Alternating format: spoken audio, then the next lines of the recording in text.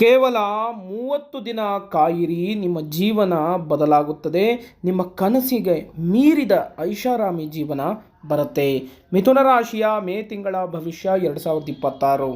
ಈ ವಿಡಿಯೋ ನಿಮಗೆ ಇಷ್ಟ ಆಗಿದ್ದರೆ ಲೈಕ್ ಮಾಡಿ, ಶೇರ್ ಮಾಡಿ ಹಾಗೂ ನಮ್ಮ ಆಸ್ಟ್ರಾಲಜಿ ಕನ್ನಡ ಯೂಟ್ಯೂಬ್ ಚಾನಲನ್ನು ಸಬ್ಸ್ಕ್ರೈಬ್ ಮಾಡ್ಕೊಳ್ಳಿ. ಈ ಒಂದು ತಿಂಗಳಿನಲ್ಲಿ ವಿಶೇಷವಾಗಿ ಸಾಕ್ಷಾತ್ ವೆಂಕಟೇಶ್ವರ ಸ್ವಾಮಿಗಳನ್ನು ಆರಾಧನೆಯನ್ನು ಮಾಡಿದ್ರೆ ನಿಮ್ಮ ಎಲ್ಲ ಕಷ್ಟ ಕಾರ್ಪಣ್ಯಗಳು ಕೂಡ ನಿವಾರಣೆ ಆಗುತ್ತೆ. ಗೋವಿಂದ ಗೋವಿಂದ ಗೋವಿಂದ ಎಂದು ಕಮೆಂಟ್ ಮಾಡಿ. ನಿಮಗೆ ಈ ತಿಂಗಳು ಪೂರ್ತಿ ಅದೃಷ್ಟ ಐಷಾರಾಮಿ ಜೀವನ ಬರುತ್ತೆ. ಬನ್ನಿ, ಈ ಒಂದು ತಿಂಗಳಿನಲ್ಲಿ ನಿಮಗೆ ವಿಶೇಷವಾಗಿ ನಿಮ್ಮ ಮನಸ್ಥಿತಿ ಹೇಗಿದೆ ಅನ್ನೋದನ್ನು ನೋಡೋಣ ಬನ್ನಿ. ಚಂಚಲ ಮನಸ್ಸು, ಅತಿಯಾದಂತಹ ಆಲೋಚನೆ, ನಿಮ್ಮಲ್ಲೇ ನೀವು ತೆಗೆದುಕೊಳ್ಳುವಂಥ ವೀಕ್ನೆಸ್ಸು, ಆಂಗ್ಸೈಟಿ ಅಂತಾರಲ್ಲ, ಆ ಆಂಗ್ಸೈಟಿ ನಿಮ್ಮ ಮನಸ್ಸಿನಲ್ಲಿ ಹೆಚ್ಚಾಗಿರುತ್ತೆ ಈ ಒಂದು ತಿಂಗಳಿನಲ್ಲಿ. ಆದರೆ ಎಷ್ಟು ನೀವು ಶಾಂತಿಯಾಗಿ ಕೆಲಸವನ್ನು ನೆರವೇರಿಸ್ತೀರೋ ಅಷ್ಟೇ ನಿಮಗೆ ಅದೃಷ್ಟ ಫಲ ಬರುತ್ತೆ. ಇಲ್ಲದಿದ್ದರೆ ನಷ್ಟ ಫಲಗಳನ್ನು ಕಾಣ್ತೀರಾ. ಶಾಂತ ಚಿತ್ತವಾಗಿ ನೀವು ಕೆಲಸ ಮಾಡಿ, ಮನಸ್ಸಿಗೆ ಆನಂದದಾಯಕವಾಗಿ ಕೆಲಸ ಮಾಡಿ, ನೀವು ಏನು 30 ದಿನದಲ್ಲಿ ಪಡುವಂತಹ ಕಷ್ಟ ಏನಿದೆಯಲ್ಲ, ಆ ಕಷ್ಟದ ಜೀವನ ಐಷಾರಾಮಿ ಜೀವನದತ್ತ ಮಾರ್ಗವನ್ನು ಹುಡ್ಕೊಂಡು ಹೋಗುತ್ತೆ. ಆ ದಾರಿ ನಿಮ್ಮನ್ನು ಕರ್ಕೊಂಡು ಹೋಗುತ್ತೆ ಅನ್ನೋದನ್ನು ಇಲ್ಲಿ ಫಲಾನುಫಲಗಳು ಹೇಳ್ತಾ ಇರ್ತಕ್ಕಂಥದ್ದು.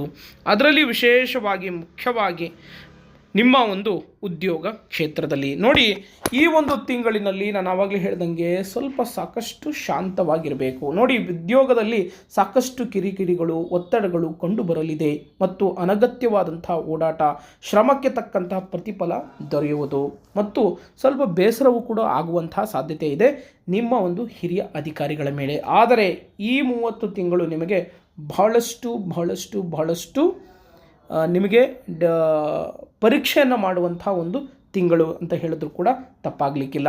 ಸರ್ಕಾರಿ ಉದ್ಯೋಗಿಗಳಿಗೆ ಕೆಲಸದಲ್ಲಿ ಒತ್ತಡ ಹೆಚ್ಚಾಗಲಿದೆ. ಆದರೆ ನಿರುದ್ಯೋಗಿಗಳಿಗೆ ಈ ತಿಂಗಳು ಅವಧಿಯಲ್ಲಿ ಸಣ್ಣ ಪುಟ್ಟ ಕೆಲಸಗಳು ಸಿಗುವಂತಹ ಸಾಧ್ಯತೆಯೂ ಕೂಡ ಇದೆ. ಇನ್ನು ಮುಂದಿನ ವಿಚಾರಧಾರೆ ಬಂದು ನೋಡಿದಾಗ ವಿಶೇಷವಾಗಿ ಹಣಕಾಸು ನೋಡಿ, ಹಣಕಾಸಿನಲ್ಲಿ ಈ ತಿಂಗಳು ಬಿಗಿಯಾಗಿರಲಿದೆ.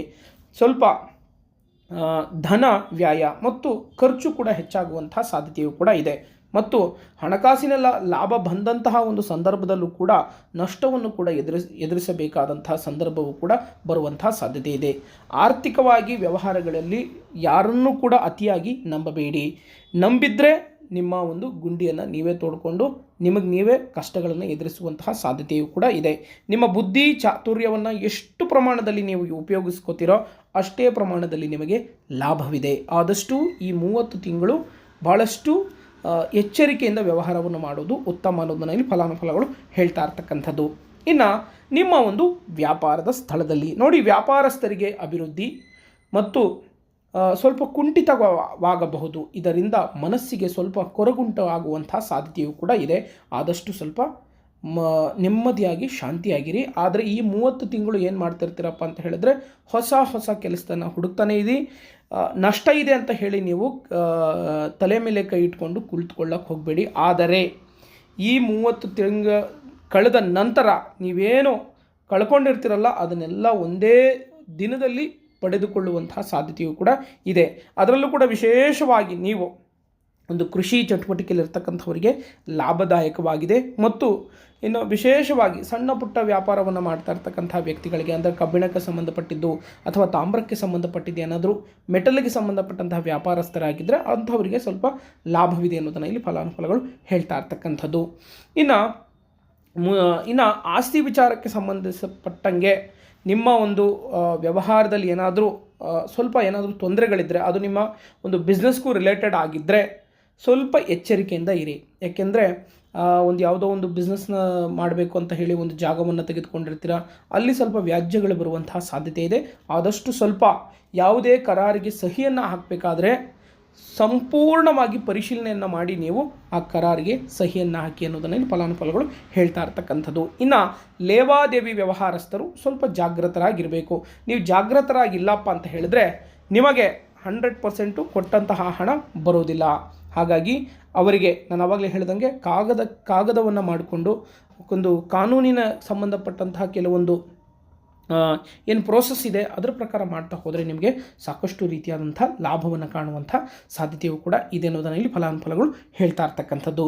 ಇನ್ನು ಕುಟುಂಬದಲ್ಲಿ ಕುಟುಂಬದ ಸಂಬಂಧದಲ್ಲಿ ಸಣ್ಣ ಪುಟ್ಟ ಭಿನ್ನಾಭಿಪ್ರಾಯಗಳು ಬರ್ತದೆ ಮತ್ತು ಅವಮಾನಗಳು ಕೂಡ ಎದುರಿಸುವಂತಹ ಸಂದರ್ಭಗಳು ಕೂಡ ಬರುವಂತಹ ಸಾಧ್ಯತೆಯೂ ಕೂಡ ಇದೆ. ಈ ಹಿಂದೆ ನೀವು ಅನುಭವಿಸಿದಂತಹ ಕಷ್ಟಗಳು, ಅವಮಾನಗಳಿಗೆ ಮುಂದಿನ 3 ತಿಂಗಳಿನಲ್ಲಿ ಸ್ವಲ್ಪ ಉತ್ತರ ಸಿಗಲಿದೆ. ನಿಮ್ಮ ಶತ್ರುಗಳೇ ನಿಮ್ಮ ಮುಂದೆ ಬಂದು ನಿಲ್ಲುವ ಕಾಲ ಬರಲಿದೆ. ಅಲ್ಲಿಯವರೆಗೆ ಸ್ವಲ್ಪ ಶಾಂತವಾಗಿರಬೇಕು. ಫ್ಯಾಮಿಲಿ ರಿಲೇಟೆಡ್ ಸಂಬಂಧಪಟ್ಟಿದ್ದ ಇಶ್ಯೂಸ್ ಆಗಿರಬಹುದು, ಅಥವಾ ಪತ್ನಿಯೇ ನಿಮ್ಮೊಟ್ಟಿಗೆ ಜಗಳ ಆಗ್ತಾ ಇರಬಹುದು, ಅಥವಾ ಪತ್ನಿಯ ಮನೆ ಕಡೆಯವರೇ ನಿಮಗೇನಾದರೂ ಒಂದು ತೊಂದರೆಗಳನ್ನು ಮಾಡ್ತಾ ಇದ್ದರೆ ಆದಷ್ಟು ಈ ತಿಂಗಳಿನಲ್ಲಿ ನೀವು ಶಾಂತವಾಗಿರಬೇಕು. ಎಷ್ಟು ಶಾಂತವಾಗಿರ್ತೀರೋ ಅಷ್ಟೇ ನಿಮಗೆ ಲಾಭ ಆಗುತ್ತೆ. ಆವೇಶಕ್ಕೆ ಒಳಗಾಗಿ ನೀವೇನಾದರೂ ಒಂದು ಹೆಜ್ಜೆ ಮುಂದೆ ಇಟ್ಟರೂ ಕೂಡ ಈ ತಿಂಗಳು ಪೂರ್ತಿ ನೀವು ನಷ್ಟಗಳನ್ನೇ ಅನುಭವಿಸ್ತೀರಾ. ಆ ನಷ್ಟವು ಜೊತೆಗೆ 3 ತಿಂಗಳು ಕೂಡ ಇನ್ನೂ ನಷ್ಟವನ್ನು ಅನುಭವಿಸುವಂಥ ಒಂದು ಸಂದರ್ಭಗಳು ಕೂಡ ಬರುವಂತಹ ಸಾಧ್ಯತೆ ಇದೆ. ಶಾಂತವಾಗಿದ್ದಷ್ಟು ಒಳ್ಳೆಯದು. ಇನ್ನು ಮುಂದಿನ ವಿಚಾರಧಾರೆಯನ್ನು ನೋಡಿದಾಗ ವಿಶೇಷವಾಗಿ ನಿಮ್ಮ ಪ್ರೇಮ ಜೀವನದಲ್ಲಿ ನೋಡಿ, ಪ್ರೇಮ ಜೀವನದಲ್ಲಿ ಸ್ವಲ್ಪ ನಿಮ್ಮ ಒಂದು ಚೆನ್ನಾಗಿರೋದನ್ನು ನೋಡಿ, ನಿಮ್ಮ ಲವ್ ಲೈಫ್ನ ಚೆನ್ನಾಗಿರೋದನ್ನು ನೋಡಿ ಸ್ವಲ್ಪ ಹೊಟ್ಟೆ ಕಿಚ್ಚು ಬಂದು ನಿಮ್ಮ ರಿಲೇಷನನ್ನು ಮುರಿಲಿಕ್ಕೆ ಬರುವಂತಹ ಸಂದರ್ಭಗಳು ಕೂಡ ಬರುವಂತಹ ಸಾಧ್ಯತೆಯೂ ಕೂಡ ಇದೆ. ಹಾಗಾಗಿ ಸ್ವಲ್ಪ ಜಾಗೃತರಾಗಿದ್ದರೆ ಒಳ್ಳೆಯದು. ನಿಮ್ಮ ಸೀಕ್ರೆಟ್ಸನ್ನು ನಿಮ್ಮ ಫ್ರೆಂಡ್ ಒಟ್ಟಿಗೆ ಆಗಿರ್ಬೋದು ಅಥವಾ ನಿಮ್ಮ ಮನೆಯಲ್ಲಾಗಿರ್ಬೋದು ಹೇಳ್ಕೊಳ್ಳಿಕ್ಕೆ ಹೋಗಬೇಡಿ. ನೀವು ಲವ್ ರಿಲೇಷನ್ಶಿಪ್ಪಲ್ಲಿ ಇರ್ತಕ್ಕಂಥ ವ್ಯಕ್ತಿಗಳಾಗಿದ್ದರೆ. ಇಲ್ಲದಿದ್ದರೆ ಸಾಕಷ್ಟು ಕಂಟಕಗಳು ಎದುರಿಸುವಂತಹ ಸಾಧ್ಯತೆ ಇದೆ. ಎಚ್ಚರ. ಇನ್ನು ಮುಂದಿನ ವಿಚಾರಧಾರೆಯನ್ನು ನೋಡಿದಾಗ ವಿಶೇಷವಾಗಿ ಆರೋಗ್ಯ ನೋಡಿ, ಆರೋಗ್ಯದಲ್ಲಿ ಸ್ವಲ್ಪ ಏರುಪೇರು ಉಂಟಾಗುವಂತಹ ಸಾಧ್ಯತೆ ಇದೆ. ಸ್ವಲ್ಪ ಮಾನಸಿಕ ಒತ್ತಡವನ್ನು ಬರುವಂತಹ ಸಾಧ್ಯತೆ ಇದೆ ಮತ್ತು ದೈಹಿಕವಾಗಿ ಆರೋಗ್ಯದ ಕಡೆಗೆ ಸ್ವಲ್ಪ ಆದಷ್ಟು ಗಮನವನ್ನು ವಹಿಸಿ ನಿಮಗೆ ಉತ್ತಮವಾಗಿರುತ್ತದೆ. ಯಾವುದೇ ರೀತಿಯಾದಂಥ ತೊಂದರೆ ಇಲ್ಲ. ಆದಷ್ಟು ಸ್ವಲ್ಪ ವ್ಯಾಯಾಮಗಳನ್ನು ಮಾಡಿ ಅನ್ನೋದು ಫಲಾನುಫಲಗಳು ಹೇಳ್ತಾ ಇರ್ತಕ್ಕಂಥದ್ದು. ಇನ್ನು ಮುಂದಿನ ವಿಚಾರಧಾರೆಯನ್ನು ನೋಡಿದಾಗ ವಿಶೇಷವಾಗಿ ಶಿಕ್ಷಣದಲ್ಲಿ ಸ್ವಲ್ಪ ವಿದ್ಯಾರ್ಥಿಗಳಿಗೆ ಏಕಾಗ್ರತೆಯು ಕೊರತೆಯು ಕೂಡ ಉಂಟಾಗುವಂತಹ ಸಾಧ್ಯತೆ ಇದೆ. ಸ್ವಲ್ಪ ವಿದ್ಯಾಪ್ರಾಪ್ತಿಯಲ್ಲಿ ಸ್ವಲ್ಪ ಅಡೆತಡೆಯು ಕೂಡ ಕಂಡುಬರುವಂತಹ ಸಾಧ್ಯತೆಯೂ ಕೂಡ ಇದೆ. ಆದರೆ ಈ ತಿಂಗಳಲ್ಲಿ ದ್ವಿತೀಯಾರ್ಧದಲ್ಲಿ ವಿದ್ಯಾಭ್ಯಾಸದಲ್ಲಿ ಸ್ವಲ್ಪ ಮಟ್ಟಿನ ಚೇತರಿಕೆ ಮತ್ತು ಸುಧಾರಣೆ ಕಂಡುಬರಲಿದೆ.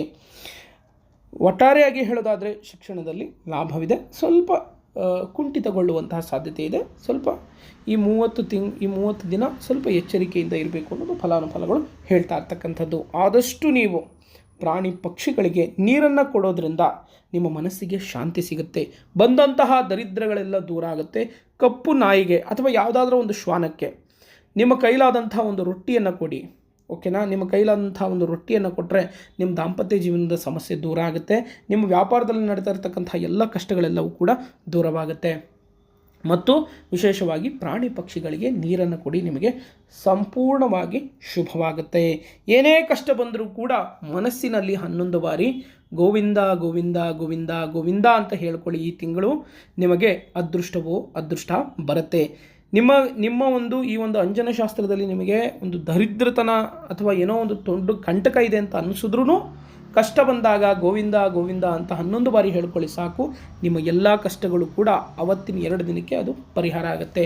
ಶ್ರೀ ವೆಂಕಟೇಶ್ವರ ಸ್ವಾಮಿ ಎಂದು ಕಮೆಂಟ್ ಮಾಡಿ ಅಥವಾ ಗೋವಿಂದ ಎಂದು ಕಮೆಂಟ್ ಮಾಡಿ. ನಿಮ್ಮ ಎಲ್ಲ ಕಷ್ಟ ಕಾರ್ಪಣ್ಯಗಳು ಕೂಡ ನಿವಾರಣೆ ಆಗುತ್ತೆ. ನಿಮ್ಮ ಯಾವುದೇ ಗುಪ್ತ ಘೋರ ನಿಗೂಢ ಸಮಸ್ಯೆಗೆ ನನ್ನ ನಂಬರ್ಗೆ ಕರೆಯನ್ನು ಮಾಡಬಹುದು. ಒಳ್ಳೆಯದಾಗಲಿ. ಹರಿ ಓಂ.